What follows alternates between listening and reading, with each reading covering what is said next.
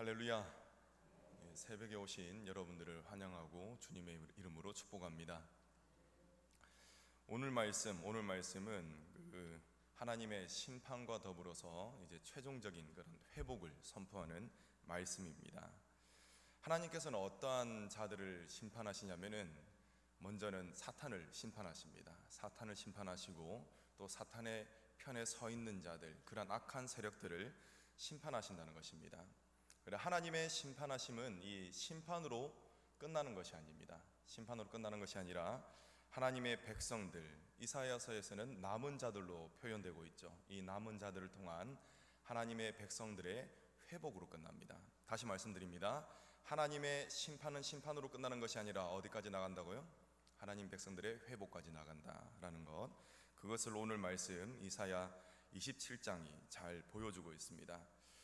여러분, 눈으로 오늘 말씀을 좀 따라가 주시기 바랍니다. 제가 간략하게 묶어드리겠습니다. 먼저 하나님께서 무엇을 말씀하시냐면은 1절 말씀에 하나님께서 대적들을 파멸시키실 것이다 라고 하십니다.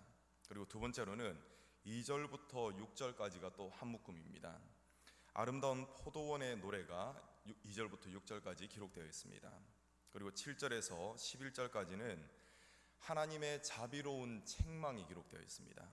마지막으로 12절, 13절은 하나님의 최종적인 회복과 또 구원, 그것을 기록하고 있습니다. 먼저 1절을 보시겠습니다. 하나님께서 대적들을 파멸시키실 것이다 라고 말씀하고 있습니다. 여러분, 1절 말씀해 보시면은 한 생물이 등장합니다. 이 생물은 이제 상상 속의 생물이거든요. 신화에 등장하는 생물인데 이 생물의 이름이 무엇입니까? 힌트 네 글자입니다. 리오야단이라는 그러한 생물이 등장합니다. 리오야단은 고대 신화에서는 창조의 질서를 깨트리는 혼돈과 무질서를 가져다 주는 그러한 생물로 기록되고 있습니다. 이 괴물이 이제 성경에서는 무엇이라고 묘사가 되어 있냐면은 하나님의 백성들을 대적하는, 하나님과 하나님의 백성들을 대적하는 악한 세력을 리오야단이다 라고 이렇게 표현합니다. 쉽게 표현을 하자면은 어떤 나쁜 조직이 있다고 생각을 해봅시다. 그러면은 이 조직에 우두머리가 있죠. 그리고 행동대장이 있습니다. 이 리오야단은 어떠한 역할을 하냐면은 행동대장입니다. 행동대장. 그 악한 세력이 바로 리오야단인데 하나님께서는 이 리오야단을 멸하실 것이다 이렇게 말씀하시죠. 그리고 1절 뒷부분을 보시기 바랍니다. 하나님께서 리오야단을 벌하시고 또 누구를 죽이십니까? 바다에 있는 용을 죽이실 것이다 라고 말씀하십니다. 그렇다면 이 용은 누구이겠습니까? 우두머리, 사탄을 의미하는 것이죠. 요한계시록에 보면 또 아주 자세하게 설명하고 있습니다. 하나님께서는 이렇듯 대적들, 용, 사탄을 중심으로 한 이런 악한 세력들을 반드시 벌하실 것이다 라고 분명히 말씀하셨습니다. 이제 두 번째로 포도원의 노래를 살펴보시겠습니다. 2절부터 6절까지가 포도원의 노래입니다. 자, 3절 보시죠. 하나님께서는 포도원을 더욱더 정성껏 돌보실 것이다 라고 말씀하십니다. 자, 1절하고 완전 이 분위기가 뒤바뀌어 있습니다. 하나님께서는 대적들은 완전히 벌하시고 그리고 그분의 백성들은 하나님께서 보호하실 것이다 그렇게 말씀하십니다. 3절에 보시면은 물을 주며 밤낮으로 간수한다. 그리고 이로써 아무든지 이 포도원을 해치지 못하도록 만들겠다. 하나님께서 그렇게 말씀하십니다. 그리고 4절을 보시기 바랍니다. 포도원의 대적들을 4절에서는 찔레와 가시로 묘사하고 있습니다. 이런 찔레와 가시 때문에 포도 결실이 잘 안 맺히는 것이죠. 그런데 이러한 것들을 다 싸그리 모아가지고 불사를 것이다 라고 말씀하십니다. 대적들을 불사를 것이다 말씀하시는 것입니다. 그리고 5절을 보시기 바랍니다. 자, 사탄은 하나님으로부터 용서를 못 받습니다. 그런데 이 사탄의 세력에 서 있는 자들은 회복할 수 있는 기회가 있는 것이죠. 지금 그것을 말씀하십니다. 반대 세력에 있는 사람들이 있죠. 그 세력에 있는 사람들에게 화친할 수 있는 기회를 주시는 것입니다. 예를 들면 우리나라에 예전에 김익두 목사님 같은 분들 깡패였지 않습니까? 그런데 회개하고 예수님께로 돌아왔습니다. 왜냐하면 하나님께서 베풀어 주신 이 구원의 은혜를 받았기 때문에 그렇습니다. 지금 그러한 것들을 이야기하고 있는 것이죠. 반대 세력들에게도 화친의 기회를 주신다라는 것이 5절입니다. 자, 그리고 6절 말씀 보시기 바랍니다. 6절 말씀은 하나님의 이 포도원은 후일에, 지금은 뭐 보잘것없어 보일지라도 후일에 풍성한 결실을 맺을 것이다 라는 것을 이야기하고 있습니다. 6절 말미를 보시기 바랍니다. 자, 그들이 그 결실로 지면을 어떻게 한다고요? 채우리로다, 이렇게 약속하셨습니다. 풍성한 결실을 말씀하시는 것이죠. 자, 이제 7절로 11절까지 말씀 보시겠습니다. 이 말씀은 하나님의 자비로운 책망을 기록하고 있습니다. 하나님께서는 자신의 백성에 대해서 어떻게 책망하시냐, 7절 8절에서는 적당하게 책망하실 것이다 라고 말씀하고 있습니다. 여러분, 부모가 자식을 책망할 때, 부모가 자식을 징계할 때 어떤 목적으로 징계를 합니까?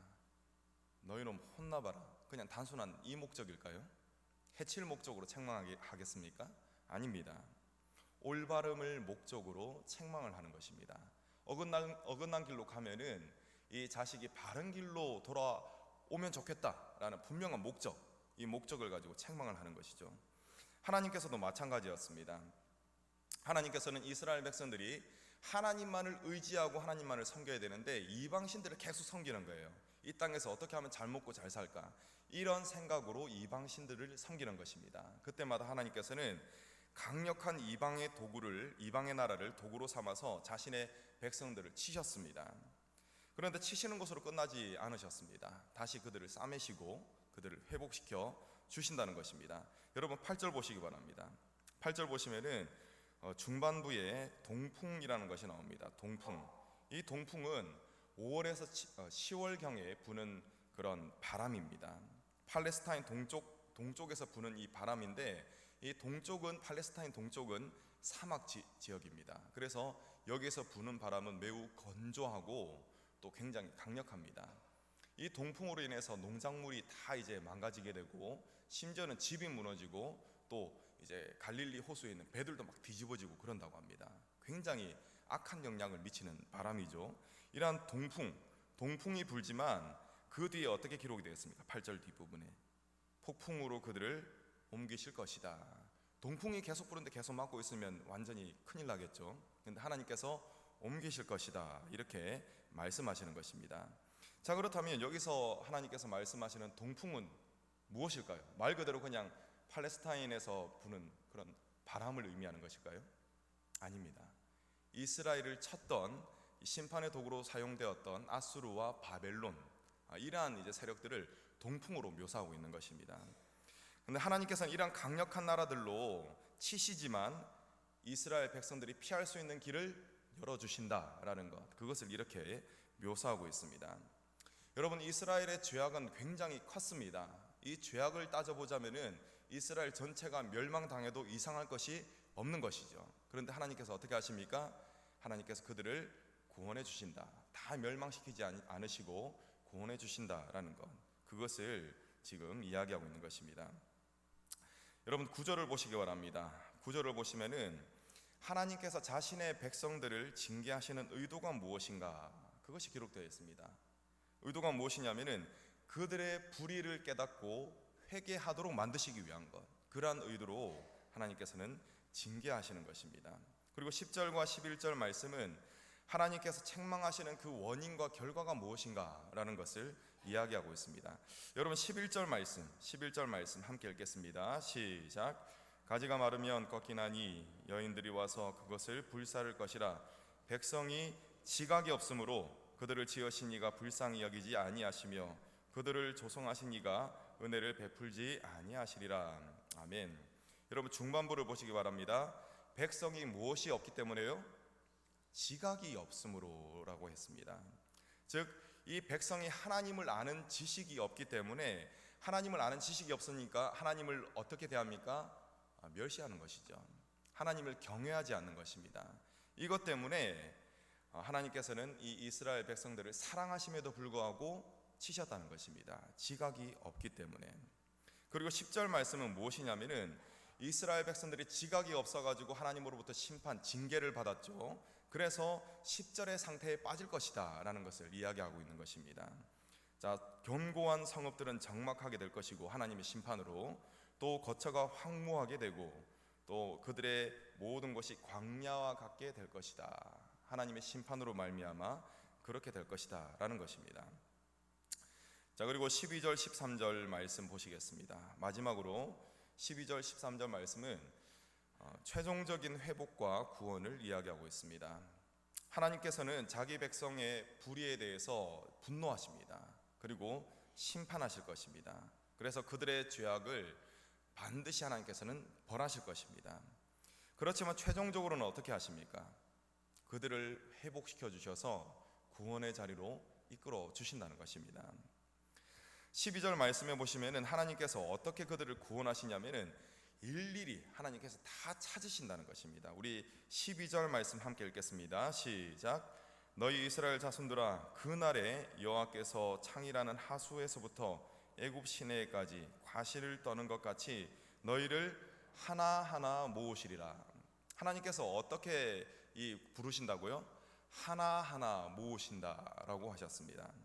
하나님께서 이렇게 모으실 때 하나님을 경외하는 자들이 한 사람도 빠짐없이 이스라엘의 남은 자들이 한 사람도 빠짐없이 다 모일 것이다. 하나님께서 부르실 것이다 라는 그것을 약속하고 계십니다.